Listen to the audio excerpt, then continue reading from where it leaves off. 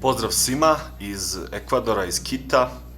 Danas je oblačan i kišan dan i zato ću da vam pričam o Pablu Picassu. Jedan prijatelj mi je dao ovu knjigu da malo listam. U pitanju je katalog sa izložbe Picassovi portreti iz Museum of Modern Art New York. I iako mi nije u stvari cilj da pričam isključivo o portretima, knjiga je dobra i možemo preko nje da objasnimo zašto je to Picasso interesantan slikar, šta je to novo on donio u modernoj umetnosti i kako je on koristio vizuelne elemente da bi dobio jednu kvalitetnu i dobru sliku. Ali evo, ajde da krenemo, znači da listamo. Ja ću da pričam otprilike čisto onako kako se osjećam, šta mi padne na pamet. Imamo ovde na početku jedan portret, preskočit ćemo ovu njegovu prvu fazu, takozvanu plavu i ružičastu, i idemo odmah na ovu fazu, otprilike godina je 1906. ili 7. U tom periodu nastaje njegova čuvena slika Gospođice iz Avinjona, koja je bila jedan topovski udar u svijetu umetnosti u to vrijeme. I ovo su skice pripreme za tu sliku, odnosno studije koje će biti ugrađene kasnije u tu sliku na ovaj ili onaj način. Na ovom portretu vidimo tu jednu primitivnu fazu gdje su forme na jedan rudimentaran, primitivan način prikazane kao u folk narodnoj umjetnosti. Možemo da zamislimo nekog čovjeka koji dijelje drvo sa nekakvim nožem, dakle sirove su forme i svedene su na najminimalnije oblike i obrise, ali vidimo tu jednu snagu, prisutnost kao kod skulpture koja je karakteristična za mnoge Picassove radove. To je recimo prva ta faza koju bih spomenuo. Ovde su, kao što sam rekao, skice za ovu sliku. Ovde je još jedan autoportret iz tog perioda, koji takođe veoma svedeno u svega nekoliko linija, nekoliko površina daje to lice, ali ovde Picasso još uvijek ne ide u kubizam, ne ide u one deformacije koje su inspirisane afričkim maskama, nego ovde i dalje ostaje u nekakvom formatu klasičnog portreta, iako na jedan zanimljiv način, jednostavan, daje karakter.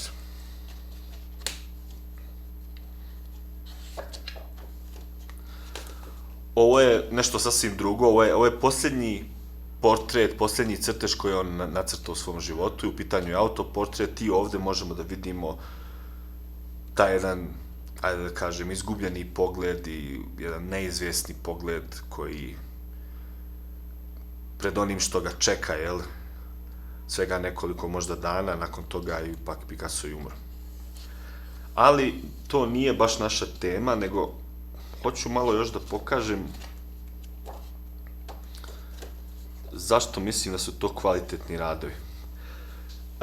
Ovo je takođe nekakva 1906. Znači taj period iz Gospođice iz Avinjona. Ovo je portret Gertrude Stein, njegove galerijskinje, u stvari, ne znam da li galerijskinje ili kritičarka, uglavnom jedna žena koja je njega forsirala u Americi dosta. Ovde vidimo taj, da kako kažem, primitivni način slikanja, tu nekakvu prisutnost koju on malo uzima od Cezana, ali već vidimo te lagane deformacije koje su, kao što sam rekao, inspirisane afričkim maskama. Ovde je portret Maxa Jakoba, mislim da on bio pjesnik, ili ne, nisam siguran, uglavnom to je sve taj stil, to je taj stil iz te faze, dosta skulpturalan. Ono što je zanimljivo, dakle, i u ovim radovima i svim ostalim koje ćemo da vidimo je da Picasso u stvari koristi čiste likovne elemente kad se izražava. Dakle, površina, boja, očišćene su od bilo čega suvišnog. Dakle, boja, linija, površina, tekstura i drugi likovni elementi sami za sebe govore. Oni nisu samo nešto što pomaže ilustraciji, nego sami za sebe grade taj jezik. I ta samostalnost likovnih elemenata likovnog jezika, to je unio Pablo Picasso i to je izvršilo ogroman uticaj na modernu umetnost. Bez njega bi to bilo sasvim drugačije. Naravno, postoje tu drugi slikari kao Kandinski, kao Maljević, kao Matisse, ali možemo reći da je Picasso zaista najznačajniji. Evo još malo tih portreta iz kubističke faze.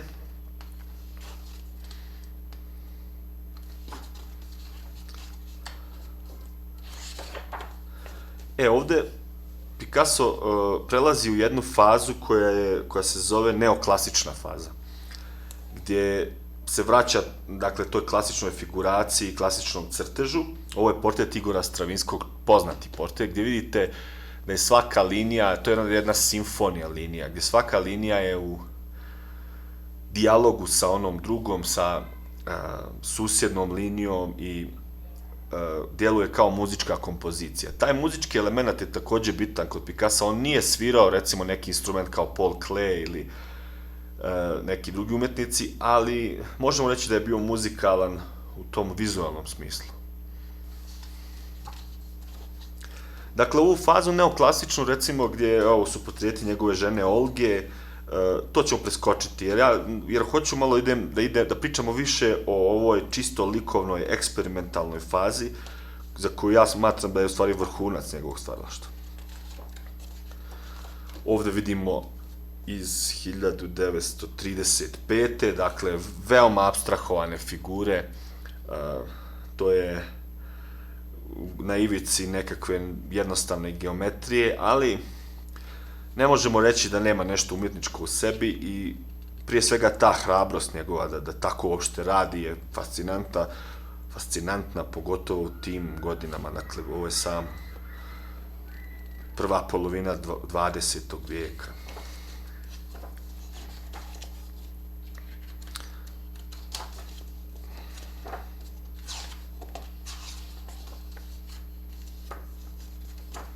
Ovo je period kada je Picasso se družio sa Marie Therese Walter, to mu je valjda bila žena u stvari, i to su portreti njeni, ali i to ćemo dosta preskočiti i idemo direktno na, 1937.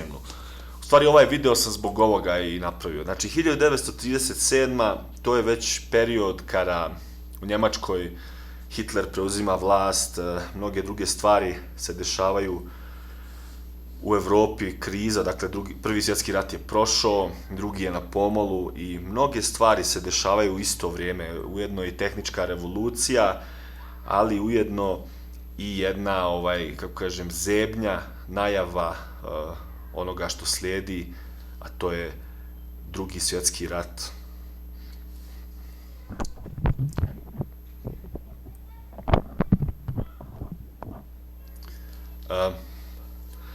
Na ovom portretu ovde vidimo tu jednu novu vrstu psihologije. Dakle, Picasso nije neki izrazito dubok slikar u jednom smislu. On je formalista, njega zanima linija, boja i tako dalje, ali u periodu 30-ih on, upravo zbog tog rata i tog nečeg novog, a strašnog što dolazi, on upada u tu jednu ekspresionističku fazu i ti portreti, osim što su sjajno izvedene slike, mislim, neverovatan nivo kreativnosti plus psihologija i zaista su to odlični portreti i kao što vidimo, recimo, iza je ta mala klaustrofobična soba u kojoj se te figure nalaze, koju će kasnije, recimo, Francis Bacon da uzima u svojim slikama, koja je, ta klaustrofobija je karakteristična za te radove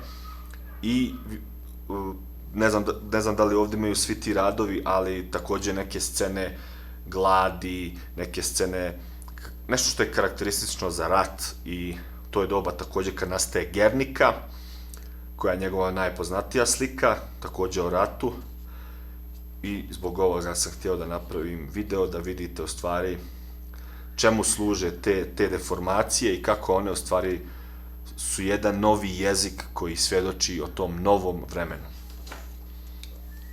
sve te slike iz tih godina su pomalo bizarne, ali imaju neku zanimljivu psihologiju. Ovo je recimo ovo je dijete, njegova ćerka Maja, ovo je Tereza i Maja, dakle majka i dijete, i tako dalje. Ali u tom periodu također on upoznaje Doru Maar. Dora Maar je jedna fotografkinja, umjetnica, čije pravo ime je Teodora Marković.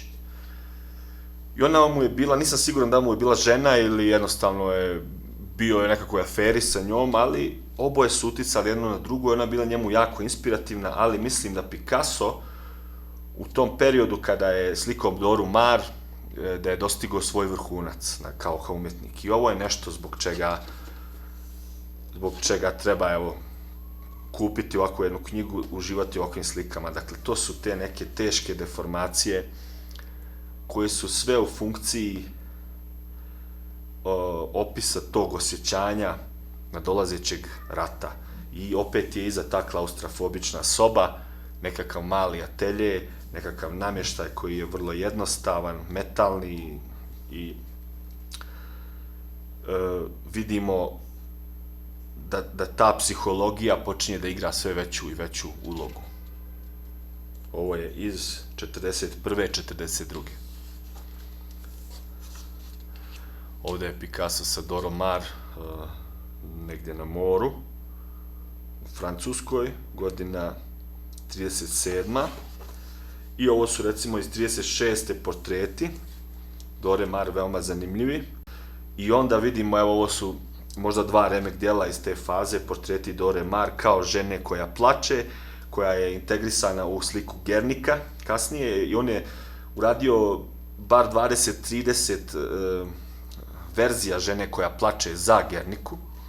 I ovo je jedna koja je možda i najpoznatija, nalazi se u Tate Gallery London. Ovo je Dora Maar koja sjedi, Muzej Picasso Pariz iz 1937. Dakle, ovo su obe slike iz godine kad nastaje Gernika.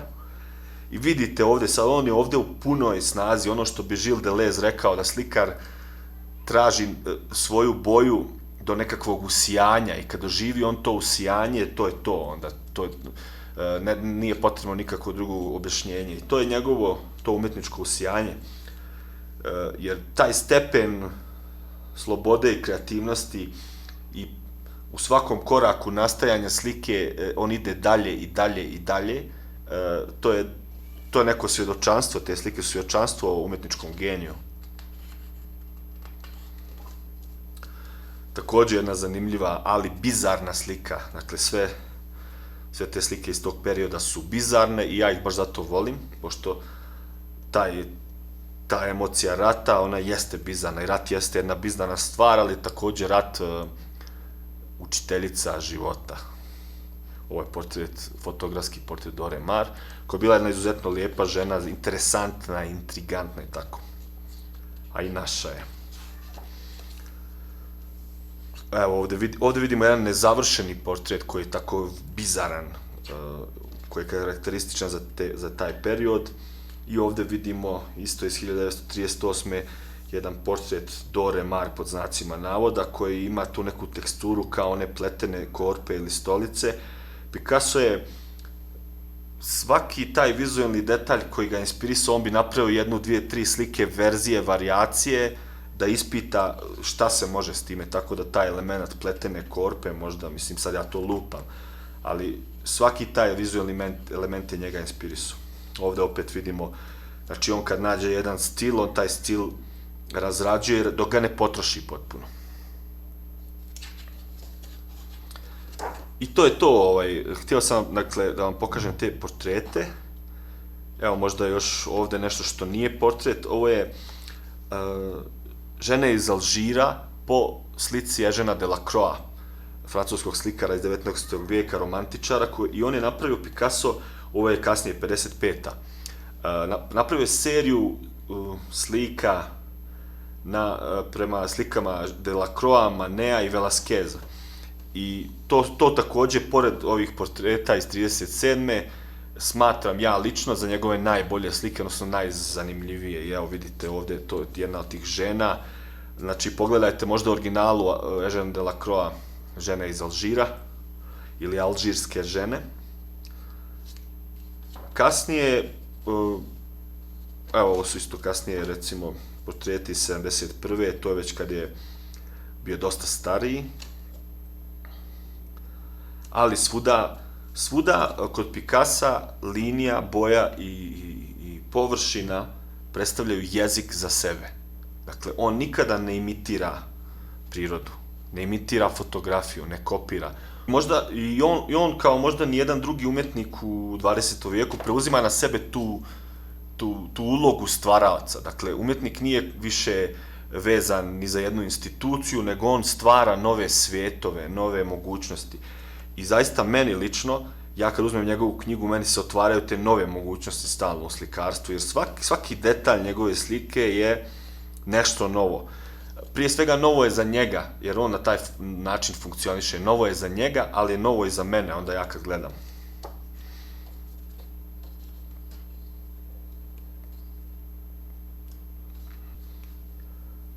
Evo ovde preskočio sam ove dvije slike, dakle opet Dora Maar 1939. I ovde imamo jedan nepotpisan i kako da kažem, nezavršen portret gdje vi vidite u stvari do kojeg on nivoa ide traganja, jer ovde skoro da ništa ni nema, to lice se skoro ni ne raspoznaje, ali on tu traži nešto što nikad do sad nije našao, a da bi možda izgledalo na kraju kao ovo.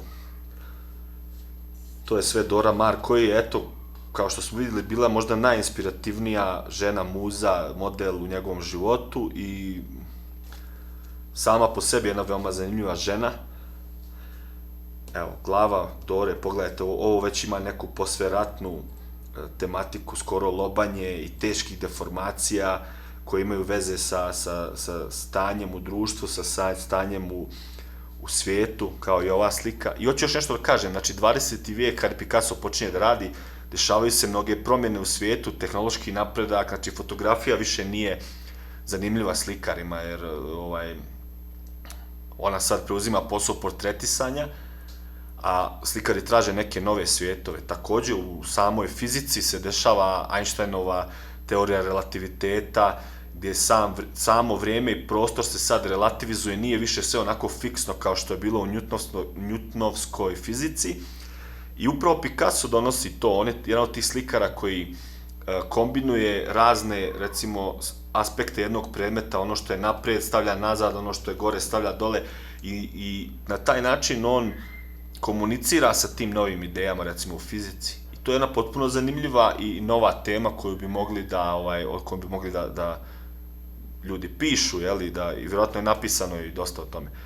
Ali hoću da kažem, umjetnik nije samo neko ko ima neki svoj stil i fura to, nego on je i u kontaktu i sa filozofijom i sa raznim drugim, i sa naukom, i sa biologijom, i sa evolucijom, i sa politikom. Dakle, umjetnik 20. vijeka reaguje na sve to, a Picasso je čak, kažem, i u tom domenu fizike i samog poimanja realnosti kao nečega višeg od samog trodimenzionalnog objekta, on je tu značajan. Dobro, hvala vam što ste me gledali, pritisnite like, subscribe i možete da šerujete sa svojim prijateljima, meni bi bilo jako drago, pošto ja ipak uložim neki trud kada ovo radim. Takođe jedna stvar, dakle, ja ne tražim nikakve donacije i sve to, nego ja sam slikar, imam na mom kanalu dosta videa, možete pogledati, možete od mene naručiti sliku ako hoćete. Ja ću vam poslati katalog, cijene, moje slike su dosta pristupačne, dakle od 100-200 eura, dolara za neki manji format, pa nadalje do većih formata, zavisi šta hoćete. I to je to. Hvala vam što ste me gledali, a ja ću da nastavim sa radom, i pokušat ću malo u ovom vremenu, vidite kako je vreme u kome živimo, da donesem neki zanimljiv moment, neki tračak kreativnosti, da nije sve tako sivo kao što nam mediji prikazuju i tako dalje. Hvala vam i doviđenja.